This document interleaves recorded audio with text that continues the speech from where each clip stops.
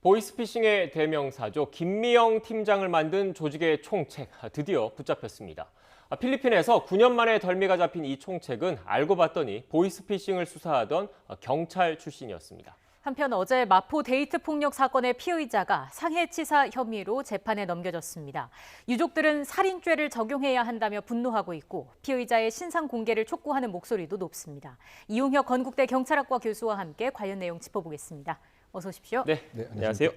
교수님, 먼저 김미영 팀장 총책이 붙잡혔는데 필리핀에서 잡혔네요. 네, 그렇습니다. 그 보이스피싱의 그 1세대라고 얘기하는 이런 사람이 검거가 됐는데요. 사실상 그 이 사건은 그 2013년도에 그 천안의 한 경찰서에서 국내 조직원을 28명을 구속을 시켰습니다만 지금 그 총책을 포함한 주요 그 간부들이 해외에 도주를 한 이런 그 상태였습니다. 그래서 그 일망타진을 이제 못하고 있던 이런 그 상황에서 그 한 10년 전부터 그 필리핀하고 형사사법 공조로 경찰청하고 그래서 코리안 데스크라고 하는 이 협조 체계가 마련이 되어서 그쪽에서 현지 첩보 또 국내에서의 여러 가지 첩보를 직접 현지에서 확인을 하고 그 중에서 이를테면 통장 모집책 그다음에 자금 관리를 했던 인물을 검거를 하게 되었습니다. 여러 가지 첩보 때문에 말이죠. 그 이후에 이 코리안 데스크에서의 그 수사 자체의 그 압박을 느껴서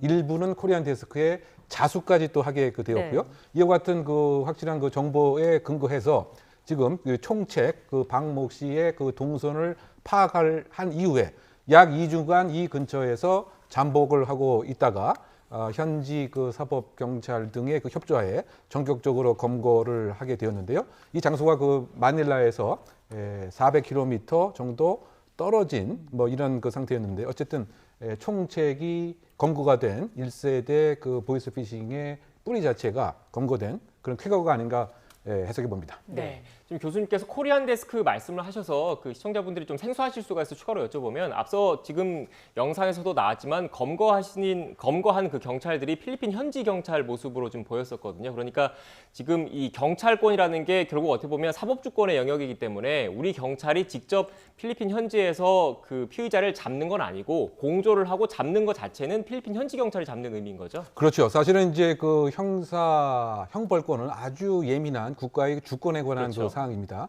우리 경찰이 그 나라에 가서 함부로 잡아올 수가 없는 이제 이런 형태인데요.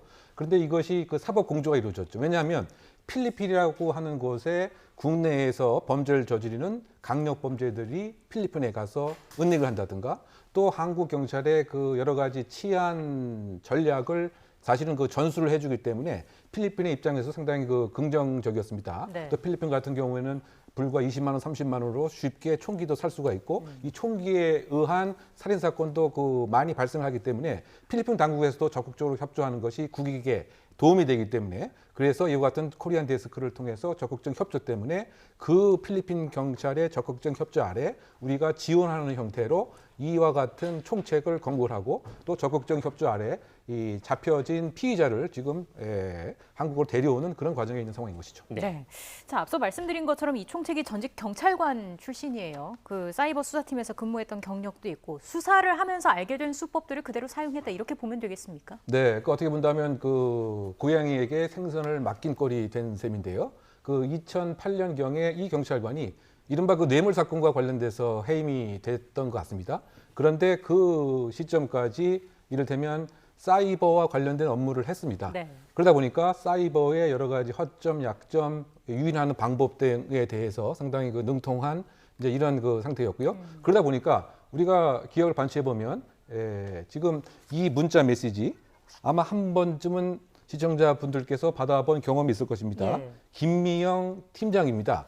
고객님께서는 지금 3천만 원을 30분 안에 통장에 입금될 수가 있습니다. 이와 같은 이제 그 스팸 메일성 문자를 보내게 되는 이와 같은 안을 지금 검거된 전직 경찰관이 스스로 처음으로 고안을 하고 기획을 한 것이죠. 이와 같은 그 아이디어를 사실은 그 사이버 수사를 통해서 얻었던 정보를 사실은 의사가 병을 고쳐야 되는데 의사가 질병을 터트리는 퍼트리는 이런 문제였기 때문에 사실은 상당히 그 충격적이다. 숨겨진 총책이 한국인임이었던 사실도 놀랄만 하는데 사실은 이런 범죄를 막아야 할 전직 경찰관이 네. 자신의 경력을 이용해서 그야말로 수천 명 이상의 피해자를 내게 하는, 더군다나 이 내용이 대출 상담을 통한 것이기 때문에 더군다나 서민이 피해가 많이 되겠죠. 이른바 어려운 사회적 약자의 그야말로 경제적 공공한 상황을 대출금을 위해서는 일정한 수수료가 필요하다. 네. 그다음에 중간에 이제 체게 되는 이런 편취 행태로 수천 명, 수백 원 이상의 피해를 낸 것에 더 비난 가능성이 있지 않나 생각됩니다. 네, 일단 국내로 그 총책이 송환이 되면 수사도 좀 속도를 더 낼 것 같은데 추가적인 피해 규모, 피해자들이 좀 나올 가능성도 있습니까? 네, 그것에 수사의 초점이 일단 맞춰질 것 같습니다. 전체적인 피해 규모는 얼마가 되어 있는 것인지, 또 현재 지금 불법 자금은 어디에 있는 것인지, 지금까지의 그 도주는 누가 도와줬는지, 또 다른 공범의 존재 여부는 어떻게 되는 것인지, 이것에 관한 이제 그 수사가 초점이 되어야 될 것 같고요. 그렇다 본다면 지금 알려진 것 이상의 피해 규모도 늘어날 가능성이 있고요. 더군다나 그 불법 자금에 관한 지금 장소를 확보한다라고 한다면 어쨌든 이 자금에 대한 확보를 해야 여러 가지 그 소송이라든가 피해에 대한 회복도 가능할 수 있는 기회가 생기기 때문에 그런 식의 수사의 초점이 맞춰질 가능성이 있지 않나 생각됩니다. 예, 김명 팀장 그 1단과 총책까지 붙잡혔지만 유사한 보이스피싱은 계속해서 일어나고 있습니다. 우리 시청자분들이 어떤 점을 주의하면 좋을지 좀 알려드리면 좋을 것 같아요. 네, 기본적으로 지금 보이스피싱이 그 진화 발전을 하고 있고요. 예. 가장 핵심적인 것이 시사적인 문제와 관련돼서 이야기를 시작을 합니다.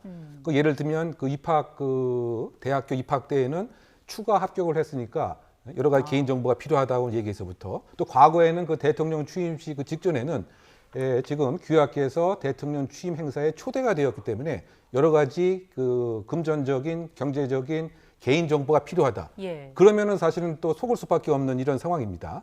그런데 그 중요한 것은 공식적인 그 행사에 개인 금융 정보를 요구하는 경우는 없죠. 그래서 이와 같은 이야기를 그 듣는 순간 가장 효과적인 방법은 바로 이 전화를 끊어버리는 것이 가장 피해가 되지 않는 이런 그 대안입니다.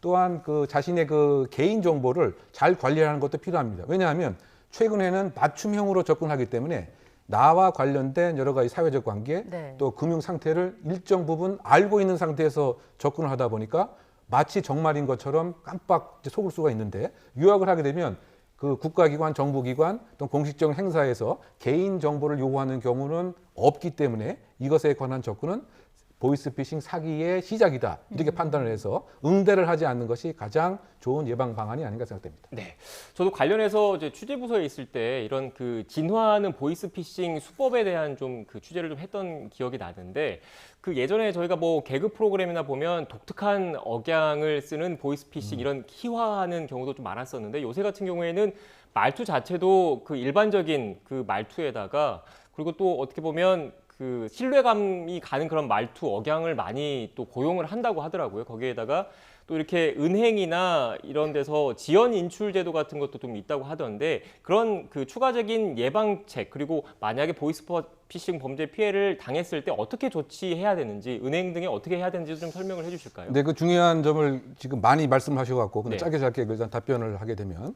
일단은 옛날의 그 형태는 일정한 억양이 있었기 때문에 네. 감지가 가능했고, 또 그 번호 자체가 해외의 모습으로 이를테면 007이라든가 이런 것으로 왔지만 지금은 이제 그렇지가 않습니다. 여러 가지 그 테크놀로지로 마치 국내에서 전화를 지도하는 것처럼 충분히 그 속이고요. 네. 말과 관련돼서도 최근에는 이것이 중소기업화되어 있습니다. 그래서 아예 채용을 할 때부터 전문 영역을 나눠서 채용을 하는 것이죠. 즉 검찰 영역 또는 세무 영역, 그러다 보니까 국내에서 사실은 이것에 깜빡 속아서 응시를 해서 일정한 훈련을 받게 되는, 나중에 이제 이것이 보이스피싱이구나 이렇게 알게 되기 때문에 사실은 기본적으로 어투에 의해서 우리가 감지하는 것은 한계가 있고요. 더군다나 그 최근에는 중간에 어떠한 전화를 해도 중간에 전화를 가로채서 실질적인 얘기를 하는 것처럼 하는 경우도 있기 때문에 결론적으로 보게 되면 핵심은 이거입니다. 어느 국가기관이든 개인 정보를 전화를 통해서 확인하는 이것은 없다. 따라서 이것에 대해서 응하지 않는 것이 가장 효과적인 방안이다. 그렇지 않고 내가 어느 정도 확인을 해야 되겠다. 이것은 무엇인가 나에게도 있을 수 있는 일이다. 점점 얘기를 하게 되면 결국 어투도 똑같고 그다음에 전문적 식견도 정말 있는 것 같고 왜냐하면 이 사람들도 하나의 훈련을 막 합니다. 그래서 일정한 실적을 내게 되면 여기에 보상까지 하게 되는 이런 시스템으로 있기 때문에 결론적으로 보게 되면 단순하게 아날로그적으로 대응을 하지 않는 것이 대답을 하지 않는 것이 예방 방안으로 생각됩니다. 네, 그리고 또 피해를 당했다고 생각하면 바로 은행에 얘기를 해야 됩니다. 그렇죠. 결국은 이제 지금 112 신고를 통해서 그 범위 내에서는 인출 정지가 될 수 있기 때문에 시간을 지체하기보다는 바로 신고를 해서 예방뿐만 아니고 피해 구제를 신속하게 하는 것도 중요한 팁으로 인식할 필요가 있다고 보입니다. 네, 잘 기억을 해두시면 좋겠습니다. 화제를 좀 바꿔서요. 마포 데이트 폭력 사건 관련해서 얘기를 좀 나눠보겠습니다.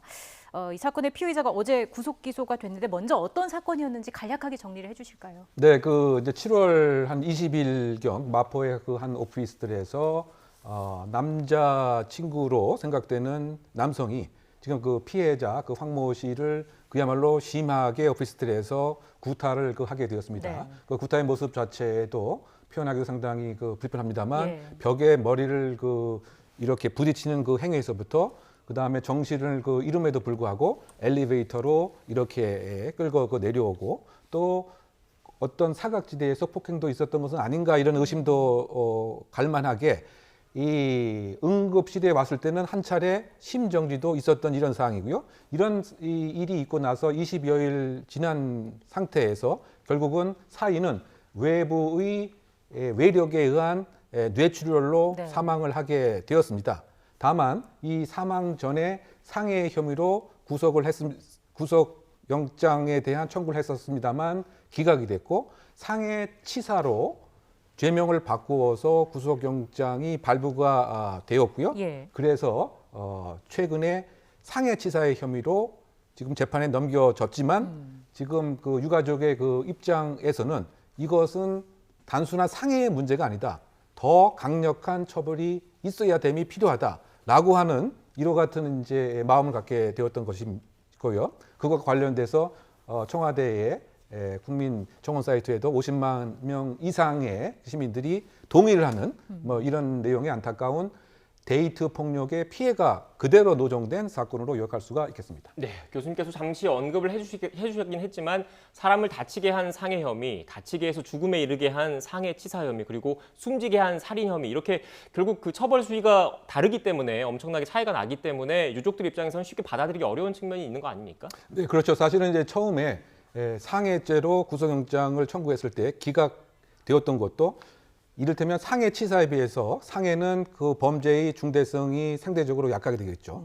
마찬가지로 살인죄는 상해치사에 비해서 훨씬 이 양형이 이를테면 5년 사형 무기징역까지 가능합니다. 그런데 그 중요한 것은 미필적 고의가 존재했느냐의 여부죠. 예. 즉 머리를 부딪히고 어깨, 목 등을 계속적인 폭행을 한 그 상태에서 과연 이 피해자를 사망케 하려고 하는 마음이 있었느냐, 즉 충분한 인식이 있었고 이와 같은 공격 행위로 인해서 사망해도 상관이 없다라고 하는 인식이 있었느냐 이 여부가 사실은 사람의 마음속에 있는 것이기 때문에 얼만큼 과학적인 객관적인 증거가 있느냐 또는 정황 증거를 얼만큼 수사기관이 확보하느냐 이 여부와 지금 달려 있는 것입니다. 따라서 지금 일단 수사기관의 입장에서는 상해치사의 혐의는 명백하기 때문에 구속영장을 발부받은 것이고 재판이 진행되지만 하지만 이제 유가족의 입장에서는 이것은 여러 가지 정황으로 봐서 처음부터 살해를 하려고 하는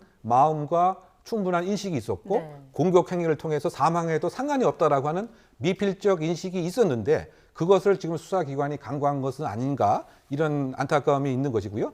그 근거가 사실은 이제 이런 것이죠. 머리에 이렇게 많이 부딪히는 행위뿐만이 아니고 현재 가해자의 직업 자체가 응급구조사, 이를테면 인명을 빨리 위험한 상황을 예방하는 응급의학에 대해서는 일정한 식견이 있다고 한다면 이 정도의 공격행위면 충분히 사망할 수 있다. 그렇다고 한다면 심폐소생수술을 한다든가 빨리 그 의료기관에 알려서 일정한 조치를 해야 되는데 그것을 전혀 하지 않은 점은 사망해도 좋다라고 하는 인식이 있었던 것은 아닌가 이렇게 주장을 하는 것이고요. 이와 같은 전반적인 상황을 사실은 의료 초기 신고를 했을 때 사실은 다 숨겼다고 하는 점, 이 점도 사실은 오히려 이와 같은 살인의 고의를 인식하고 있었기 때문에 이것은 단순한 상해치사가 아니다라고 하는 것이 유가족의 입장인 것이죠. 네, 알겠습니다. 또 이제 재판이 진행될 거기 때문에 관련돼서 논쟁, 쟁점이 좀 있지 않을까 싶습니다. 좀 더 지켜봐야 할 것 같고요. 지금까지 이웅혁 건국대 경찰학과 교수와 함께 이야기 나눴습니다. 오늘 말씀 고맙습니다. 고맙습니다.